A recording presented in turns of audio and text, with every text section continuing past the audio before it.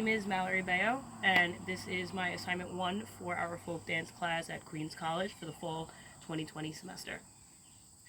For the first dance that we're going to be going over, it is the English Country Waltz. The English Country Waltz is originated in England in the late 1800s. The formation for this dance is you should be in couples, you're in a circle. For the most part, you stand side to side, adjacent to each other, and you will actually turn sides, so you will move. You will switch partners, you will turn around and switch partners. For now, I'm just going to be going over the basic steps. The basic steps for the waltz is the balance step, but it is pronounced balance.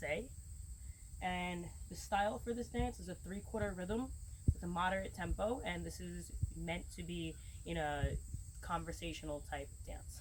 So I'm going to do a quick demonstration. I'm going to go over the counts with you, so let's take a look at my legs. So we're going to go 1, 2, 3, 2, 2, 3, 3, 2, 3, 4, 2, 3. Okay. So now I'm going to step back so you can see the whole picture. We're going to try to get a side angle here so you can see how my legs move. Okay. 1, 3, 2, 2, 3, 3, 2, 3, 4, 2, 3. Okay. So that's the English Country Waltz.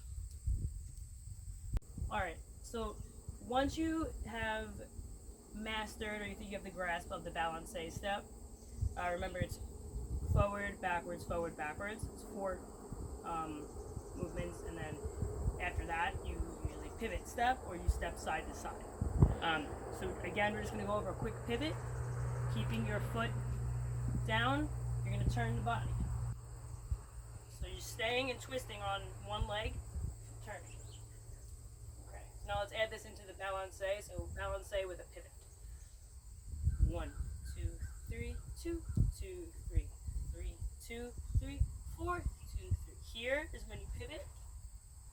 1, 2, 3, 2, 2, 3, 3, 2, 3, 4, 2, 3. And a quick few things to remember when you're doing the waltz. There's some cues you want to keep in your head. You want to stay straight. Keep your arms kind of out of your view. Maybe around here. You can keep one hand up. You can keep one hand down. Typically, when you are with a partner, you will be moving forward. It's a conversational bit, so you really don't want to be moving your arms forward. So first thing to keep in mind is to stay straight. Second thing to keep in mind, keep your arms out of the front because you're moving back and forth. And so always remember the steps. It's a 3/4 step, so you always want to go 1, 2, 3, 2, 2, 3, 3, 2, 3, 4, 2, 3. Okay, great job. So for our second dance step that we're going to be doing, it is called the 2-step. This is sort of a subsidiary from, maybe not a subsidiary, but the foundations of the polka, which we'll be doing in the next segment. So really important to get this step down before we move on to the polka. It is called the 2-step. It is quite literally 2 steps. So we're going to have a 2 count, but you're going to maybe count like 1 and 2, where the and is a partial step. We're going to, remember, we're going to move with 1 step. So you go the right foot, step together, right foot, and then we'll move on to the left step. So then it'll be left foot, step together with your right foot, and then it's left foot forward. Few quick points to keep together in your head when you're doing this. Definitely the count is very important. So you could say right step together right, or you could say 1 and 2, whatever is going to help you in your head. The first few takes, let's say it together. And you can practice with me if you like. Next, let's really keep in mind. First, keep in mind, definitely keep the cues in your head. Secondly, let's keep in mind that we need to stand up straight. A lot of the motions we're doing, we really need to stay straight to keep our center aligned with our body. This avoids injuries. This is really, really, really important. Cannot stress it enough. And lastly, we have to remember that this is always a forward and fluid movement because it is a dance step. So let's look at my feet really quick. So we're going to say right, step together, right. And then it'll go on to the left foot. You go left, step together, left. Okay, so I'm going to try to do this in more of a fluid motion. So let's get a bigger shot and we'll see how this goes. So remember to keep in mind, so pretend, I'm you. So we're going to say, stay straight, keep our count in, right step together, right, left step together, left, right step together, right, left step together, left. Okay, so that's the two-step. Practice at home. I'm going to redo the two-step in my last video.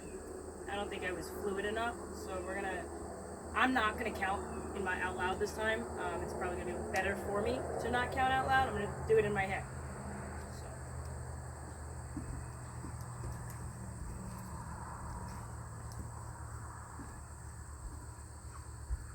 Okay.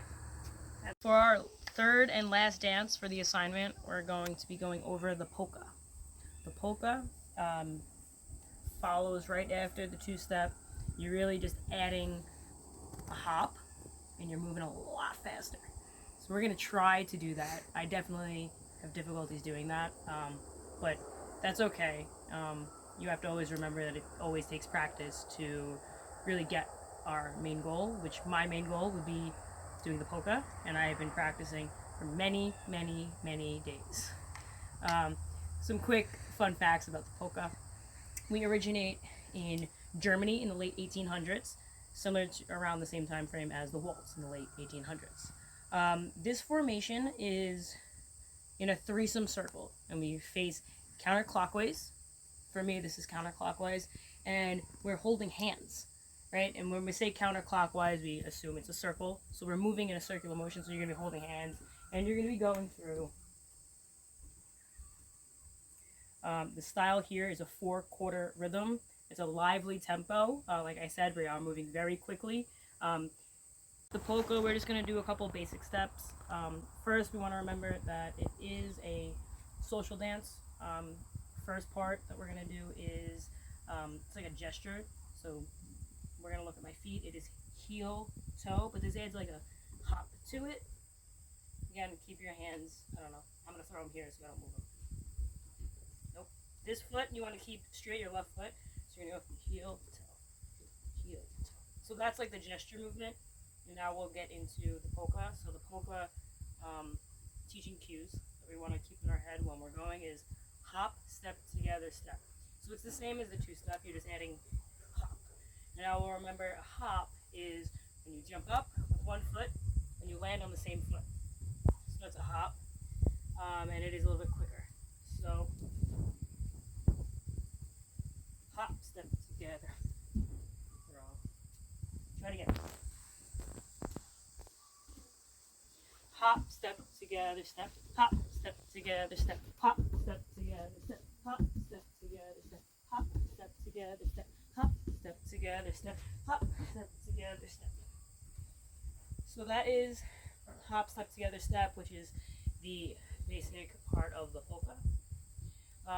Things to keep in mind. It's sort of like a gallop, so you want to have your lead foot always forward. And remember, we're supposed to be in that circular motion, so we do want to tilt in as we're moving. So practice at home, and see you next week. Polka, like I said, it is very similar to the two-step. Right now we're just going to be adding in a hop, and then the two-step, and a hop, and then the two-step. So in my head, I'm going to be counting hop, 1 and 2, hop, 2, 1 and 2. The polka originated in Germany in the late 1800s, and this is more for like a social dance, whereas the waltz was more of, still social, but maybe a little bit more like a conversational kind of talk. So let's try to get into this and try my best here. Hop and 2, hop, 1 and 2. All right, so now we have 3 movements that we are going to go over. So first is axial movement, second is shift of weight, and the third is transference of weight. So with axial movement, we're always going to have feet on the ground. So an example of axial movement could be tilting, rounding, twisting. Notice the feet are always on the ground, so that's axial movement. Next is a shift of weight. And a shift of weight, you always want to have your middle line centered. So if I lunge, I'm moving the center of my body with that. If I lunge this side, I'm moving the center of my body with my movement. We're going to keep that as a straight pattern. Lastly was transference of weight.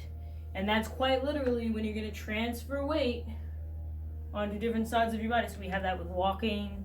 When you're moving, you're transferring weight on one side of the other. Okay. Thank you.